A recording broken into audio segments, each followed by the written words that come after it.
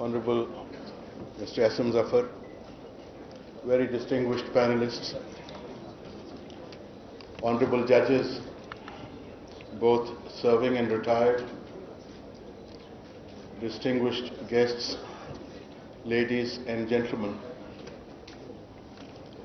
I'll start my speech on a different note. This hall, Khurshid Mahal, this hall and I go back a long way. I remember 36 years ago, I was sitting on this stage as a groom, and it was my walima here. The difference is that after these 36 years, once again, when I'm sitting on this stage, the groom is different.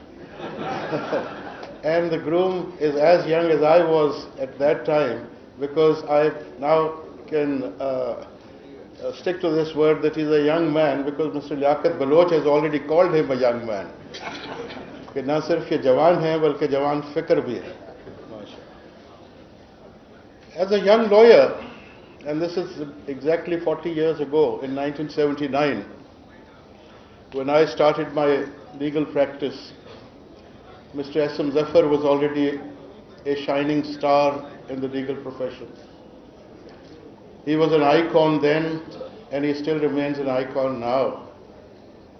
And I remember that when I became a part-time lecturer in different law colleges while practicing law, we had this option. We could become part-time lecturers, delivering lectures once or twice in a week in different law colleges.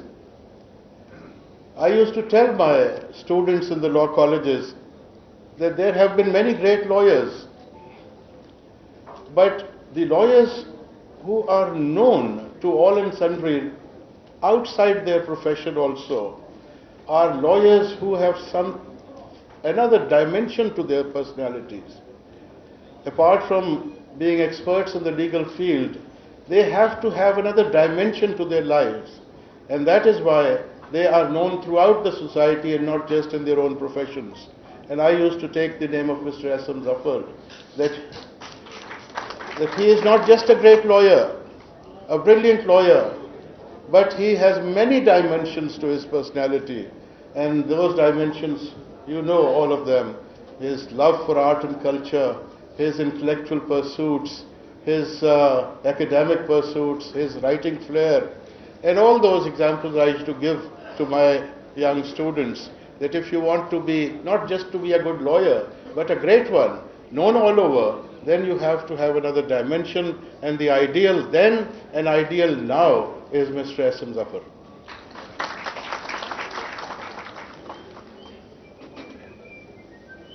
I talked about my marriage. Dr. Naseem Hasan Shah was my father-in-law, late Justice Naseem Hasan Shah. And incidentally, Justice Shah and Mr. Asif Saeed were very close friends. And I do not remember any day that I met my father-in-law when he did not ask me, "How is my dear friend Mr. Saeed?" I remember when as a judge of the High Court, I had to travel to different benches.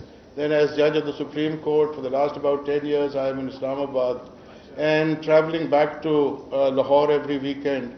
And when my father-in-law was alive, and he had become very old, and senility was already taking over, and he was repeating himself, the same questions he would repeat many a time. And I remember every weekend he would ask me 5 or 6 specific questions. And out of those specific questions one of the questions was, "How is my friend Zafar?" So this was the love and affection for Zafar Saab. And I remember that in my father-in-law's old days, I requested Ali Zafar that please arrange a meeting between Zafar Saab and my father-in-law, because my father-in-law remembers him so much. And Zafar Saab was very kind to pay him a visit. I was also present in that meeting, and that was a memorable meeting between two old friends. And I could see some awkward moments. They would like to share some good moments in their friendship, but because the son-in-law was sitting in that meeting, so they could not share those things in my presence. So in that backdrop, when Mr. Zafar asked me to write a foreword for this book, it was something to which I didn't know how to react. On the one hand, he had been my ideal, my hero in the profession. He had such a big name, and I still consider that I am a pygmy as compared to this giant of a lawyer in our society. And this hero of mine is asking me to write a foreword for his book. So I took time to digest this kind of an honor being bestowed upon me, and then I very happily and gratefully accepted this to write something. I did take some time to write it because you know that we are very busy judicially, but I did write a few pages which I would venture to read again at the end of my address. It's just 4 pages, and that would in fact sum up the book that is being launched today. The book itself, History of Pakistan Reinterpreted. I started thinking, what is history? I mean, history, if it is just the events, narration of events, then all that we needed was a book of clippings of newspapers, that this is what happened. So history is more than that. History is not just what happened in the past, but how people look at it. And this is where historians come in, and they interpret those events in their own ways. Their perceptions are different. So these different perceptions change the very concept of what had happened in the past. History starts looking different to us when we read a different book about the same events. And this is exactly what Mr. Zafar has done, that he has tried to reinterpret the history of Pakistan.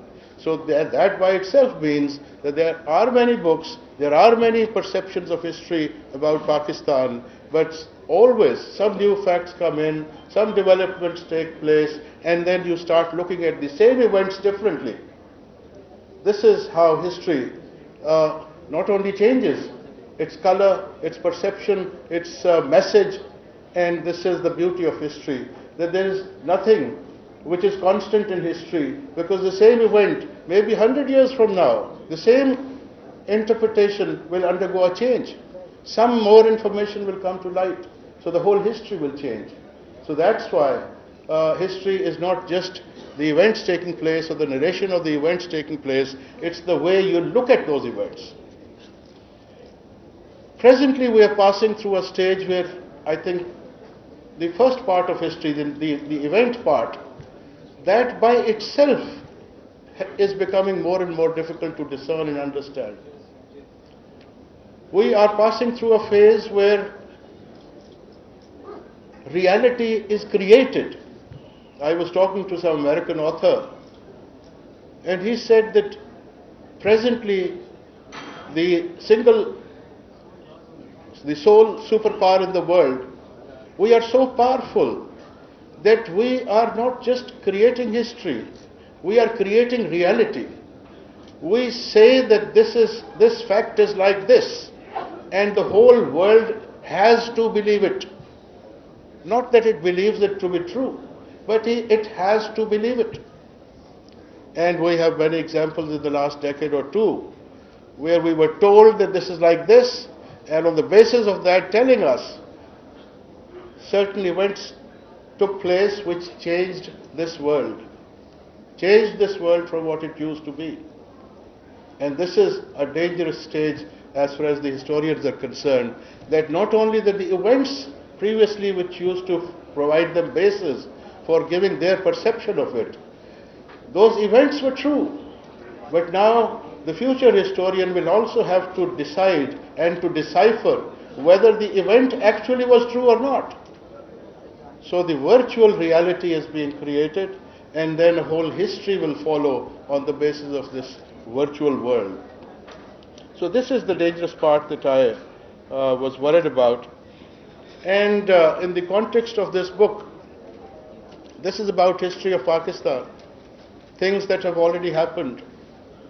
After reading this book, I was concerned that when a future historian will write about our present times, what will be his perception of the present times?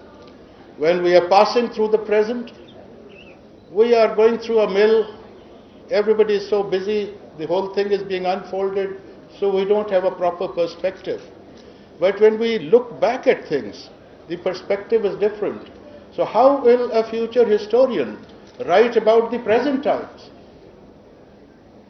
And unfortunately, what he will write will not be very pleasant. In my position, it will be inappropriate for me to comment on the other walks of life in the present day situation. Speaking of our own legal profession,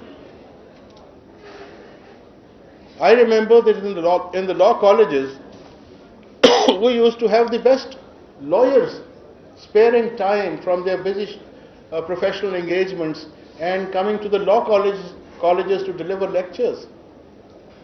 Now, unfortunately, things are different. There are private law colleges in which the first year student, when he goes to the second year, he becomes the teacher of the first year,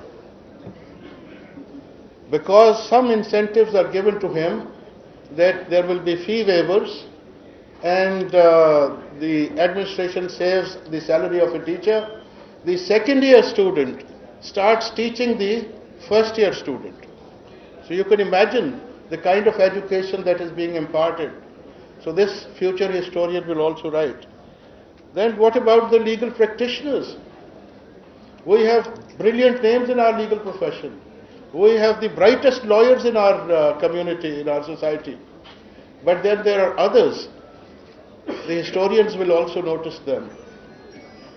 A lawyer used to argue his cases with his brain and with the use of his tongue. Now arguments are being advanced through hands and feet,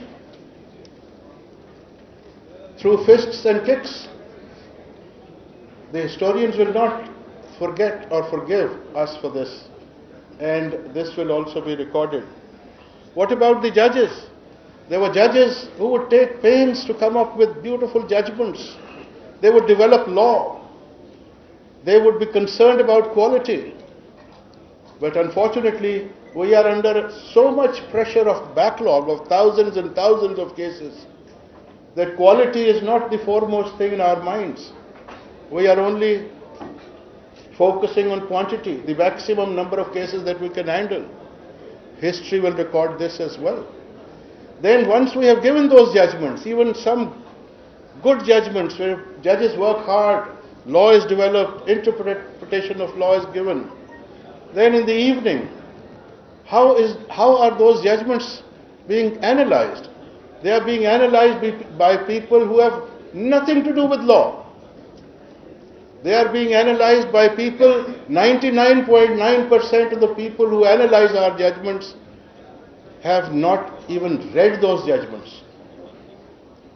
So history will also notice that. So I'm concerned how the future historian will judge us and would pass a judgment on us, that what kind of society were we, where we had become more and more frivolous